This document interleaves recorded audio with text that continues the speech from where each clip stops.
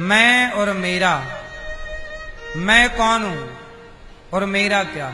अच्छा आप लोग बताओ, मैं, आप लोग भी कहते हो ना, मैंने ये, मैंने वो, मैंने ये, मैंने वो, क्यों भैया बताओ? मैं, बताइए मैं कौन हूं? क्यों भैया?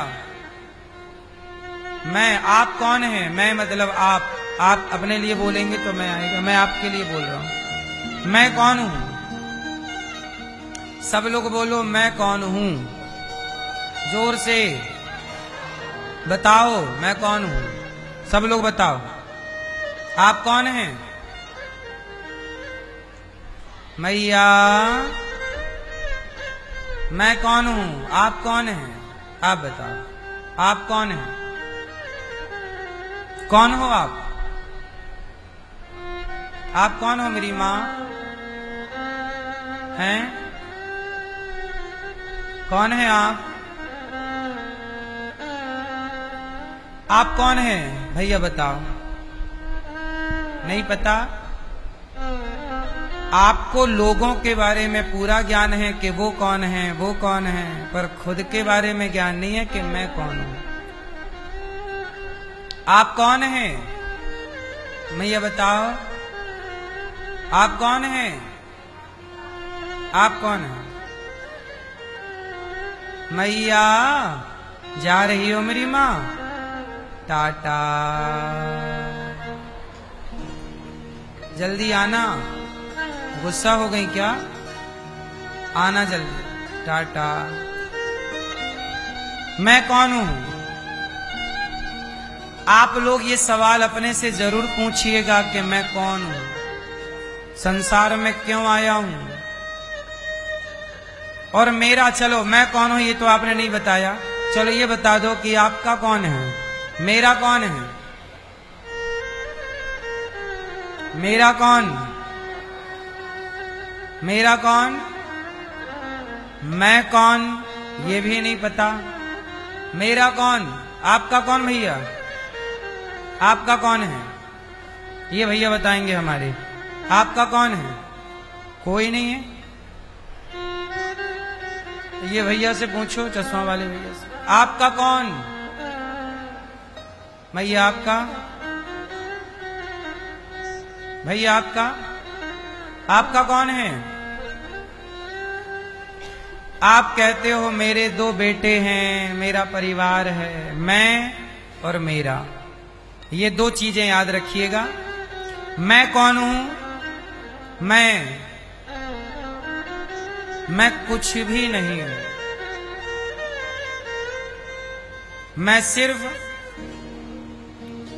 एक आत्मा हूं, एक प्रकाश, ईश्वर का अंश। जैसे चूल्हे में आग लगी तो अंगारे चूल्हे से, जब आप रोटी बनाती हो चूल्हे में, तो अंगारे कई बार चूल्हे से बाहर निकल आते हैं। तो वो अंगारे कहां से बाहर आए? चूल्हे से ही आए, और फिर आप उन्हें चूल्हे पे डाल देती हो। वो आग का ही तो अंश है। चूल्हे की आग में और उस अंगारे की आग में क्या अंतर है? बोलो।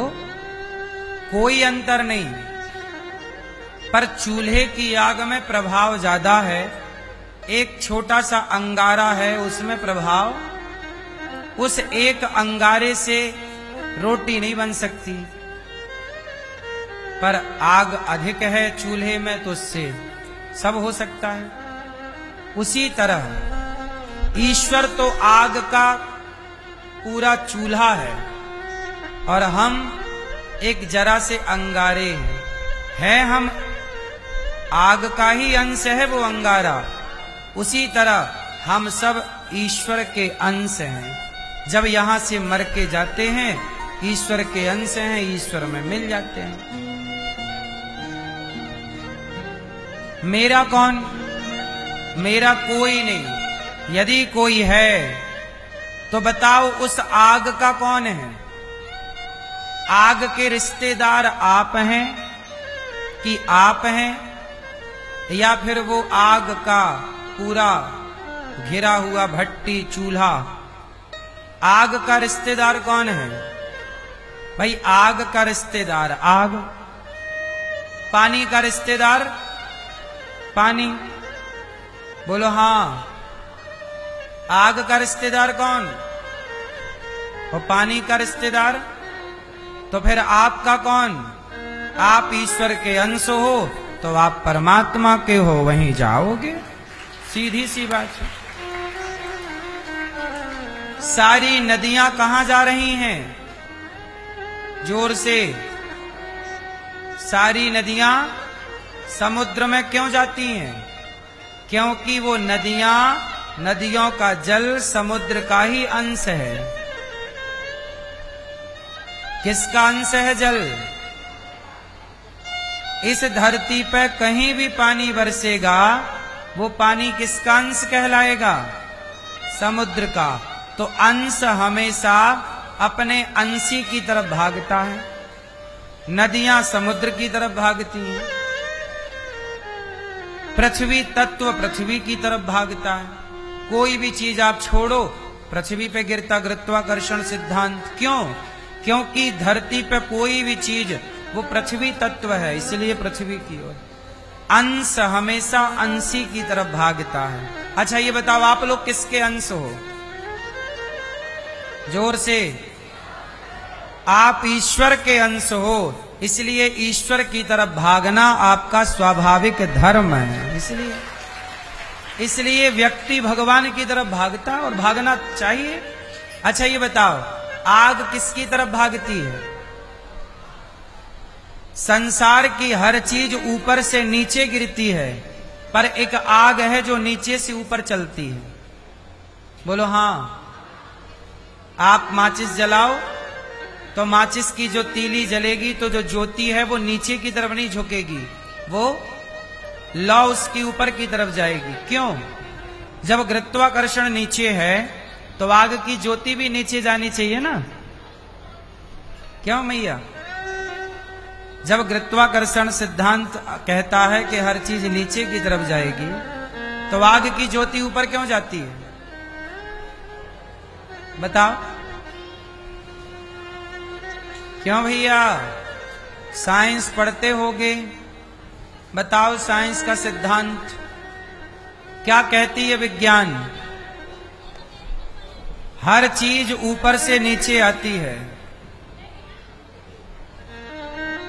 जब हर चीज ऊपर से नीचे गिरती है तो आग ऊपर की ओर क्यों जाती है? और केवल आग नहीं, आग का अवशेष धुआं भी ऊपर ही जाता है।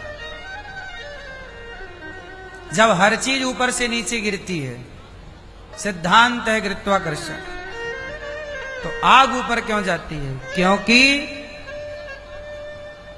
क्योंकि आग सूर्य का अंश है। आग किसका अंश है? सूर्य का। तो जिसका जो अंश है वो उसी तरफ भागता है। पानी समुद्र का अंश है तो पानी, नदियां समुद्र की तरफ भाग रही है। पृथ्वी का अंश सब कुछ है तो सब गुरुत्वाकर्षण नीचे पृथ्वी में भाग रहा है। और आग सूर्य का अंश है। सूर्य का, आग का मूल तो सूर्य है, तो आग सूर्य की ओर भागती है। तो हर अंश अपने अंशी की तरफ भागता है। हर अंश अपने अंशी की तरफ भागता है। तो हम प्राणी मात्र भी ईश्वर के अंश होने से हम ईश्वर की तरफ चलते हैं। इसलिए ईश्वर की तरफ चलना धर्म है, ईश्वर की तरफ ना चलना अधर्म है। ये साइंटिफिक है, ये वैज्ञानिक पक्ष बोल रहा हूं मैं आपको। आध्यात्मिक पक्ष तो है ही, पर मैंने विज्ञान के तरीके से भी आपको ये सिद्ध किया कि हम ईश्वर के अंश हैं, इसलिए स्वाभाविक हम ईश्वर की तरफ भागते हैं, मंदिरों की तरफ भागते हैं, भगवान के नाम की तरफ भागते हैं, क्योंकि हम उन्हीं के हैं।